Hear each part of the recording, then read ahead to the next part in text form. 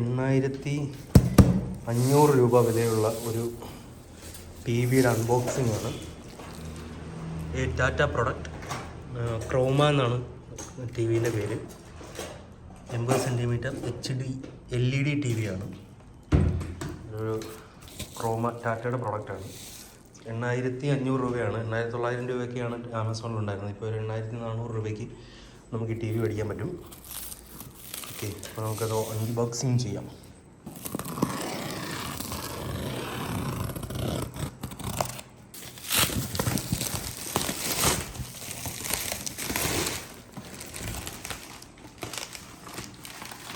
അത്യാവശ്യം നല്ലത് ബോക്സിൻ്റെ മുകളിൽ നല്ല കട്ടിയുള്ള നല്ല ടൈറ്റായിട്ടുള്ളൊരു ബബ്ലി മാതിരിയുള്ള ഒരു പാക്കിംഗ് ആണ് സാധനം കൊടുത്തേക്കുന്നത്. ഞാൻ ഇങ്ങനത്തെ ടി വിയിലൊക്കെയാണ് ഇങ്ങനെ മെയിനായിട്ടുള്ള പാക്കേജിങ് വരുന്നത്. നല്ല ക്വാളിറ്റി ഇതുണ്ട്. നല്ല ഭയങ്കര എയർ ടൈറ്റ് ആയിട്ടുള്ള ഹെവി ബബ്ലീസാണ്.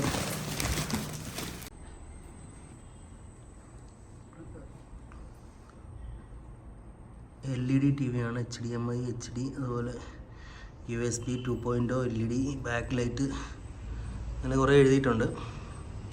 റെസൊല്യൂഷൻ 1366x768p ആണ്. അങ്ങനെയൊക്കെ H2 HDMI ഇൻപുട്ട് ഒക്കെ വരുന്നുണ്ട്. ഇതാണ് പാക്കേജ്. ഇത് മുകളിൽ ക്രോമ എന്ന് എഴുതിയിട്ടുണ്ട് ടാറ്റേൻ്റെ.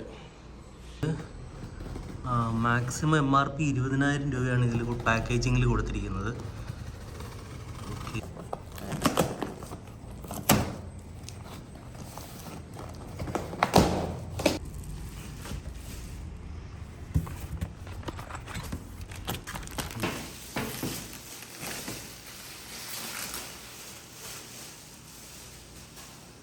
ഇതാണ് ടി വി. സ്റ്റാൻഡില്ല. ഓക്കെ, സ്റ്റാൻഡുണ്ട്.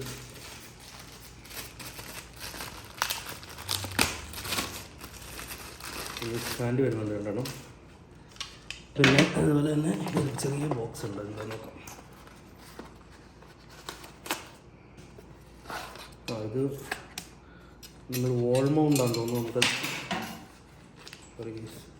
അതെ, ഒരു വോളിൽ പിടിപ്പിക്കുന്ന വോൾ മൗണ്ടാണ് ഇത് വരുന്നത്. കൂടെ വരുന്നത് റിമോട്ട്,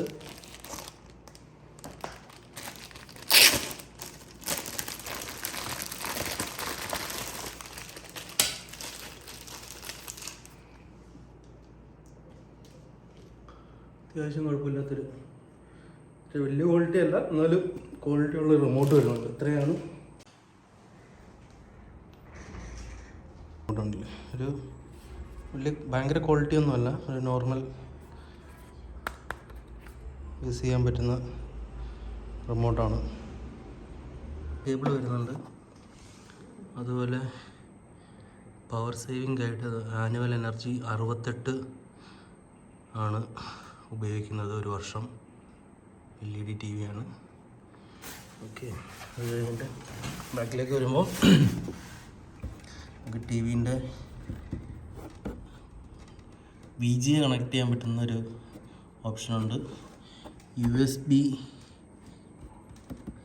കണക്ട് ചെയ്യാൻ പറ്റും. അതുപോലെ തന്നെ ഇയർഫോൺ കണക്ട് ചെയ്യാൻ ഓപ്ഷൻ കൊടുത്തിട്ടുണ്ട്. HDMI കണക്ട് ചെയ്യാൻ HDMI പോർട്ട് കൊടുത്തിട്ടുണ്ട് രണ്ടെണ്ണം. അതുപോലെ മറ്റേ ഡിഷിൻ്റെ കണക്ഷൻ കൊടുക്കാൻ വേണ്ടിയിട്ടുള്ള ഓപ്ഷനും കൊടുത്തിട്ടുണ്ട്. രണ്ട് HDMI പോർട്ടും നമ്മുടെ ഡിഷിൻ്റെ കണക്ഷൻ, പിന്നെ നമ്മുടെ AV കണക്ഷൻ കൊടുക്കാനുള്ള സ്ലോട്ട് കൊടുത്തിട്ടുണ്ട്. 2 USB C അല്ല USB കണക്ട് ചെയ്യാൻ പറ്റുന്നത്. പിന്നെ അതുപോലെ ഇയർഫോണിൻ്റെ പവർ. ഇതെന്താണ്, PC ഓഡിയോ. പിന്നെ അതുപോലെ തന്നെ VGA ഒക്കെ നമുക്കിതിപ്പം മോണിറ്ററായിട്ടും കണക്ട് ചെയ്യാൻ പറ്റുന്ന രീതിയിലാണ്. വേറെ ബാക്കിലൊന്നുമില്ല.